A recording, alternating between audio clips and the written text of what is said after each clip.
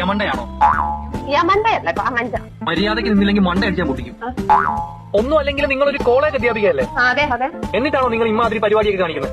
Hello, ഇതാരാ? ഞാനാരതൊക്കെ പിന്നെ പറഞ്ഞുതരാം. ഈ നവ്യ ആരാ? നവ്യ എന്റെ മാമന്റെ മോളാ.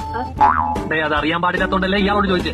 നരിന്ത് സൈസിൽ കണ്ണാപ്പിണി ലുക്കുള്ള ഒരു പെണ്ണ്, അതിന്റെ ബോയ് ഫ്രണ്ടിനെ ഇയാൾ സ്കെയില് കൊണ്ട് അടിച്ചു എന്ന് പറഞ്ഞിട്ട് ഇവിടെ കൊട്ടേഷൻ കൊണ്ട് തന്നിട്ട് പോയി.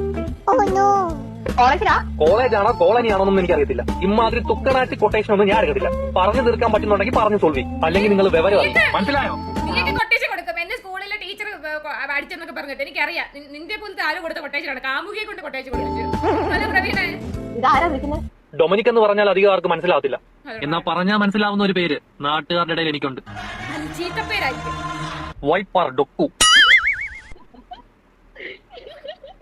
ഹലോ, സ്റ്റീലിന്റെ സ്കെയില് വെച്ച് പിള്ളേരെ ഉപദ്രവിച്ചതും പോരാ നിന്ന് കിണിക്കുന്നു.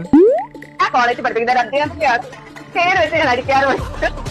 ഞാൻ ചോദിക്കട്ടെ, അങ്ങനെ അടിക്കാനുണ്ടെങ്കിൽ അവര് നേരിട്ട് പോയി കംപ്ലൈന്റ് ചെയ്യട്ടേന്നേ.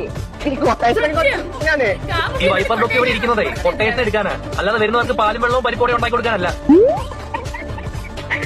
പിള്ളേരെ അടിക്കാൻ നിങ്ങൾ ഈ മാരകായുധങ്ങളൊക്കെ ഉപയോഗിക്കുന്നത് എന്തിനാ? ഏതാ മാരകായുധം? സ്കെയിലോ? മൂർച്ച കുറഞ്ഞ് പിടിയില്ലെങ്കിൽ സ്കെയില്, മൂർച്ച കൂടി പിടിയുണ്ടെങ്കിൽ വളിപാട്.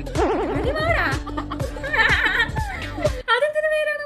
അങ്ങനത്തെ സാധനം വെച്ചിട്ട് എനിക്കിതൊരു അടി കിട്ടിയിട്ടില്ലല്ലോ.